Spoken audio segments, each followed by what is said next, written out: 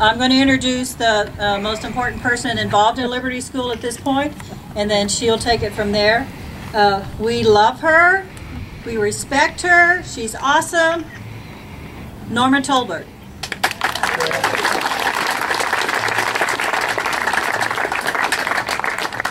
Well, thank you, Michelle. Some of these folks have known me longer than you have. They might have a different opinion. Michelle has served as president of the Great Campbell Farmstead Board for many years, in fact, 2 different times, and she has raised her children out here. So she knows a lot more about this place than I could ever imagine to know. But I did join the group back in about 2007 and 8, and with the encouragement from Vera Chandler, and most of you probably have either heard of her or know her. But we are giving new life to the old Liberty School today.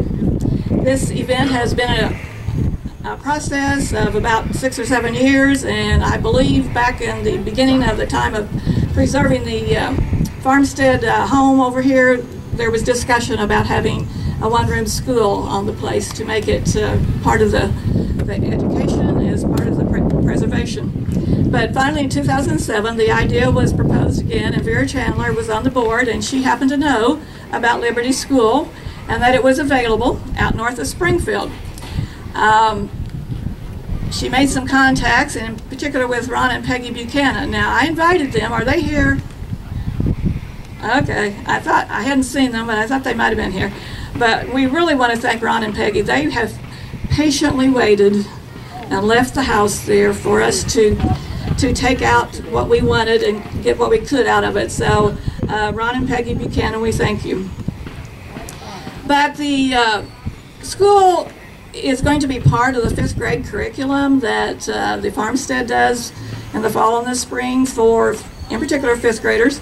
Anyone, of course, will be able to tour it and to visit it, but it's an educational type tool that we use as well. There were many times that Vera called me and called many of you, and in particular I think Jody Adams and Miles Park remember those days when she would ask them if there was any way they could help from the park board, and they were glad to encourage it and support it, but there were no funds available. So that's why it's taken a long time, but we have had pancake breakfasts, silent auctions, we've sold note cards and t-shirts, and they've even challenged some of our city leaders to see if they were smarter than 5th graders. Roseanne and Harold Bench both did that for us. And that got the process going, but it still wasn't quite enough until Major Close, about really just a little over a year ago, 2 years ago, he called me and he kept asking about this project, and I was explaining it to him, and he encouraged his wife Marthy, and they are here today. Major and Marthy Close, they have been our financial supporters and got the process started. They love this park, and they're sweet people, so you get to know them. Then later, as the process kept going and we got the foundation started about this time last year, money still needed to be collected, so George and Linda Deese came forward with a good donation, and George is here with his daughter, and thank them. And Sue Daniels of the B. Payne Stewart Foundation also helped us out and helped us with our furnishings and able to do that, and Sue is here today.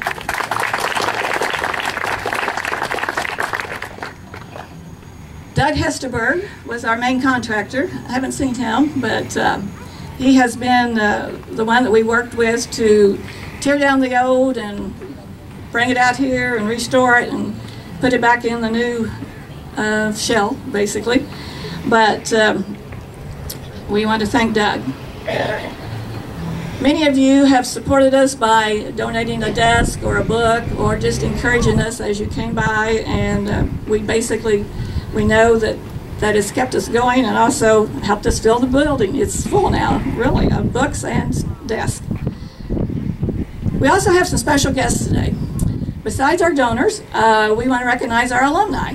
We have some alumni that actually still are around, including me, that went to Liberty School. And most of them are here on the first two rows. Dan Vaughn, Gary Gunderson, Mary Brashears Freeman, Catherine Garton Buckner, Carol Stoddard Heifel, Sylvia Roos Miller, and Sue Gunner Israel are all there in those first two rows. So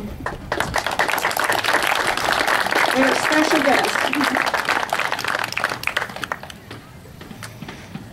One of our oldest alumni is still living, Pauline Buckner Huffman, and she's 96 years old. And until last night, I thought she might be able to be here, but her son called and said he didn't think she could. But she is still interested. She still has some good memories.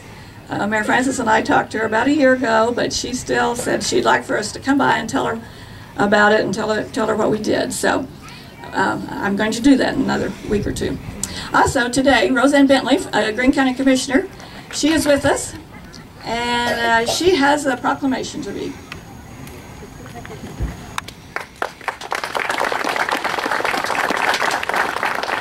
So delighted to be here and see such a wonderful crowd and meet so many people who love the idea of this project. Me too.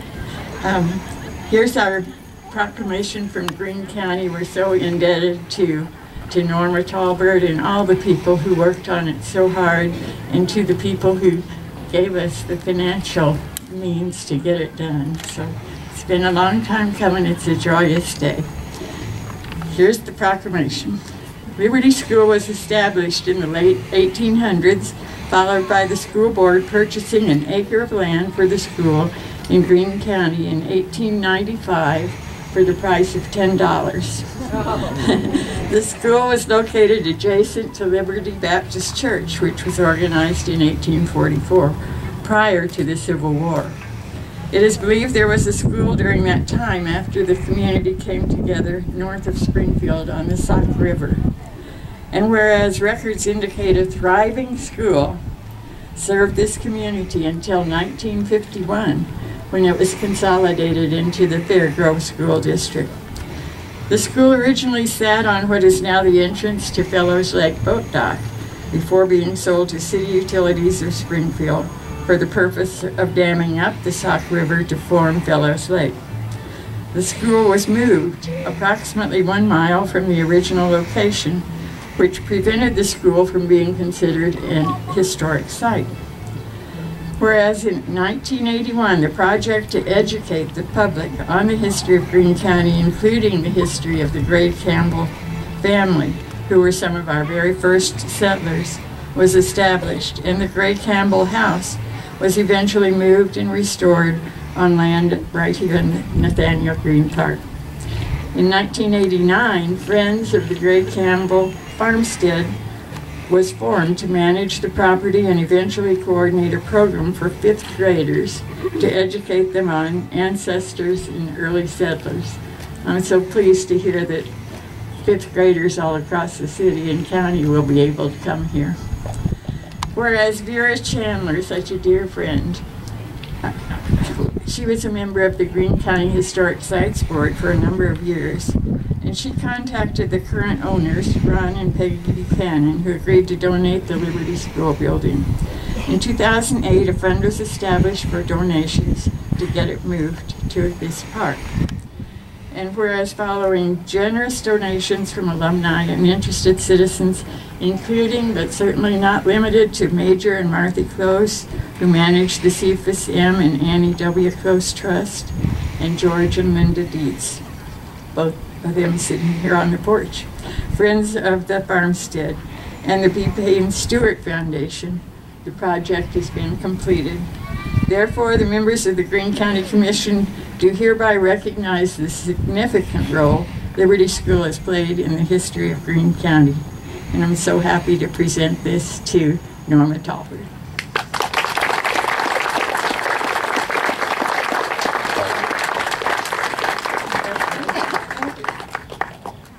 Roseanne has known about this, I think, from the beginning almost. I don't know. I've met in her office a few times about it. I failed the spelling test. Oh, well, that's right. She was one of our contestants for the Smarter Than the Fifth Grader. I'm not sure what grade level she got to. That's 2 or 3 years ago. I've forgotten. Also, we have Bob Belote, Director of the Park Board, and he's here to welcome us.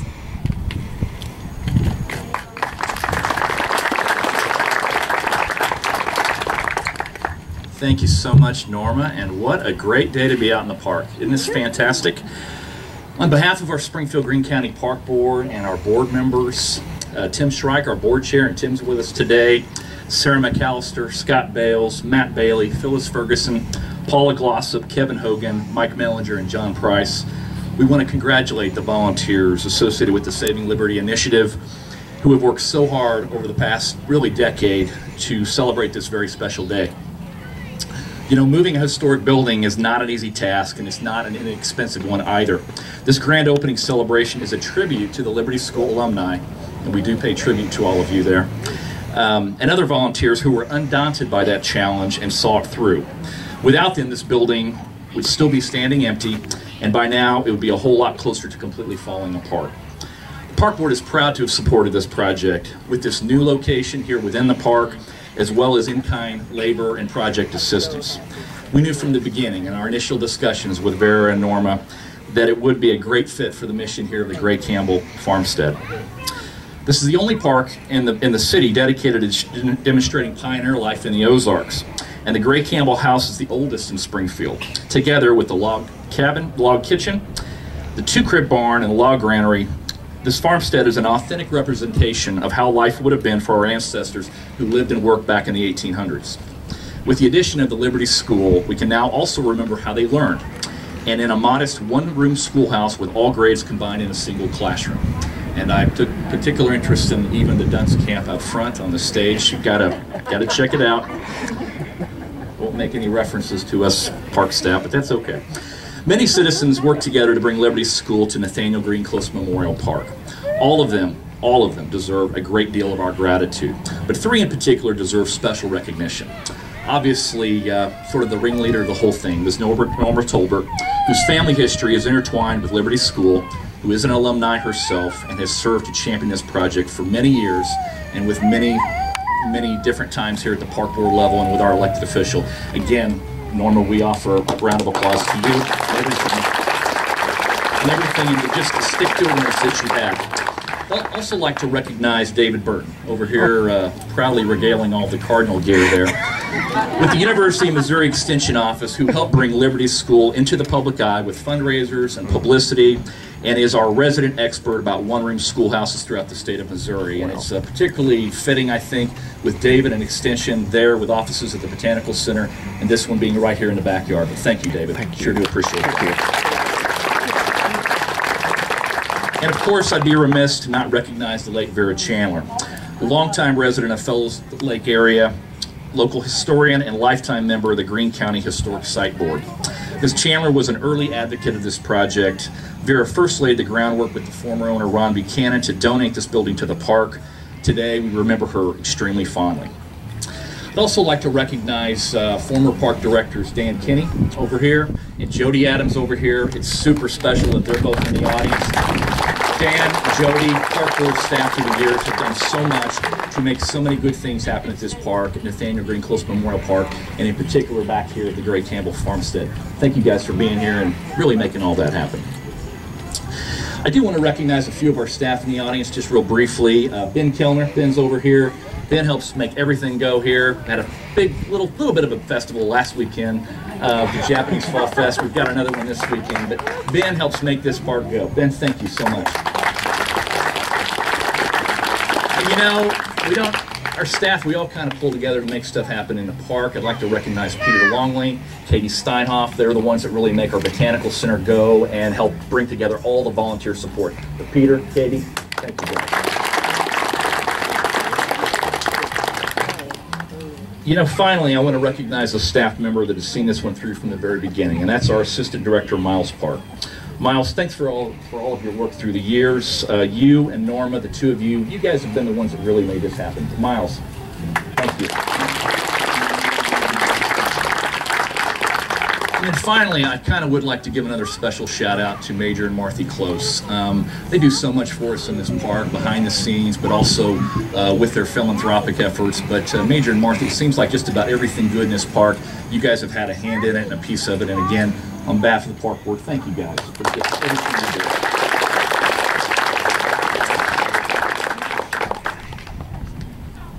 That's Roseanne tells me that Vera Chandler's daughter's in the audience. Boy, where might she be? There we are. Thank you. And on behalf of the park board, back to you, your family, your mother. Hey, thank you for everything. Thank you. You bet. Thank you, Roseanne. You know, we say it a lot, but what makes our park system here in Springfield, Greene County so very great are the many groups and individuals that pull together, put their time and energy back into our parks, and in doing so, make them so much better. So thanks again, Norma, and all that played a part with this effort. As a result of your efforts, the Gray Campbell Farmstead is better, Nathaniel Green Close Memorial Park is better, and in essence, our community is better. Our Springfield Greene County Park Board would just like to say thanks on a job well done and a history lesson also well done. We appreciate all that you've done for us. They're here.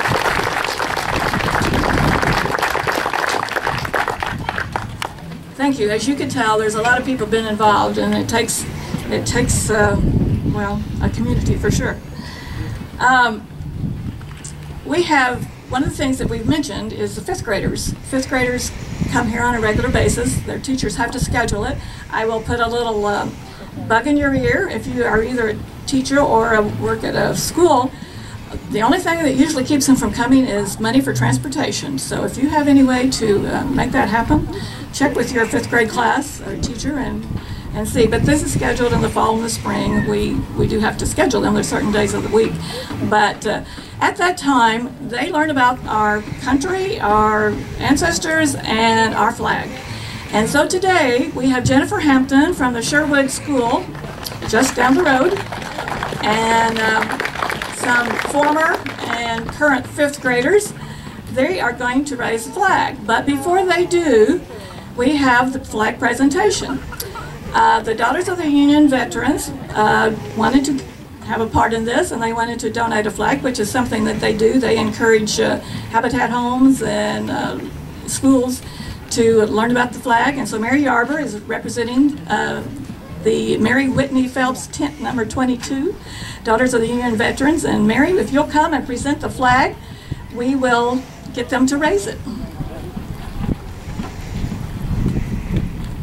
And we're presenting this flag on behalf of Daughters of Union Veterans, and Norma is one of our members. So we're very pleased to do this. My great-grandfather was a Union veteran. Thank you, Mary.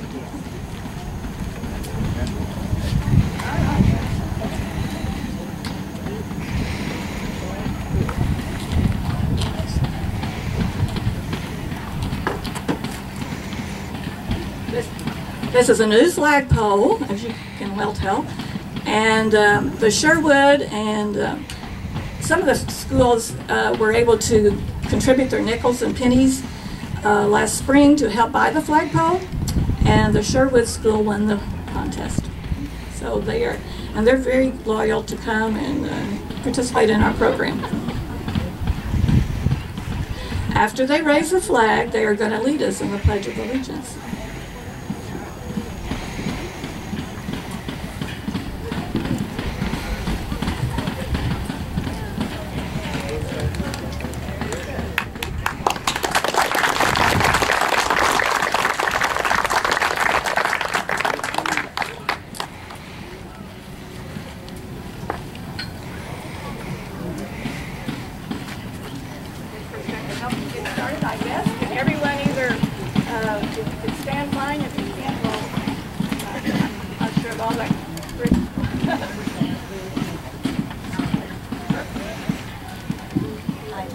Allegiance to the flag of the United States of America and to the republic for which it stands, one nation under God, indivisible, with liberty and justice for all.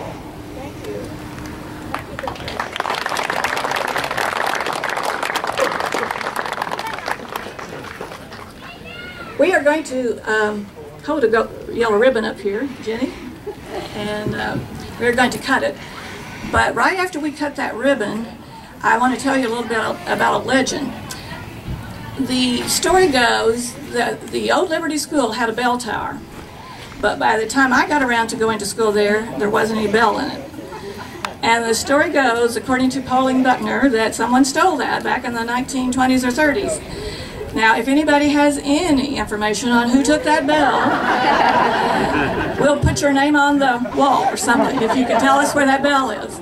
But because we did not have the original bell, Marie and Bill Prater happened to be friends of the closest, and they learned about our need for a bell. They had a large dinner bell, and they donated the bell. After we cut the ribbon, Marie is going to ring the bell. Now, wait just a second. I want to get something out of her way first, before we cut the ribbon.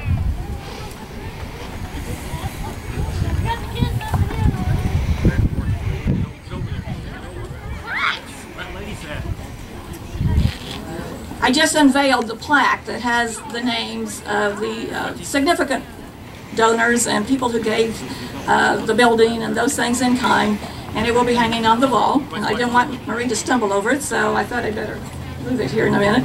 But as soon as we cut the ribbon, Marie's going to ring the bell. Then everybody is welcome to walk through tour. Be sure and register. We have a guest register. And we do have a volunteer form for anybody who is interested in having more information about, we need people to help open the building on, in particular, weekends, but also sometimes in the, during the week. So if you're interested in helping out with that at all, please leave us your name and contact information. Spread everybody out, all right.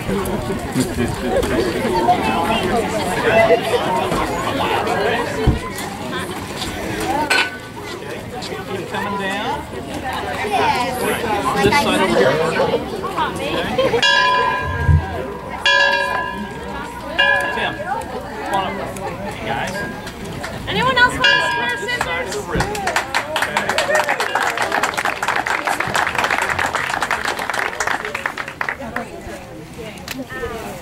Oh wait, here's the big pair. Wait. Hey, Norma needs that. Jay was president when this was started. Jody, get in the picture with us. Jody, come on up. Come on, Jody. Yeah. Come on. Go the other way. Are we ready? Are we ready? Adrian. Do a count to 3. Marky. Come on. Ribbon. Don't lose that yellow ribbon. Nobody called you that. Nobody called you that. I just want you to keep your spouse. Norma, you're in charge.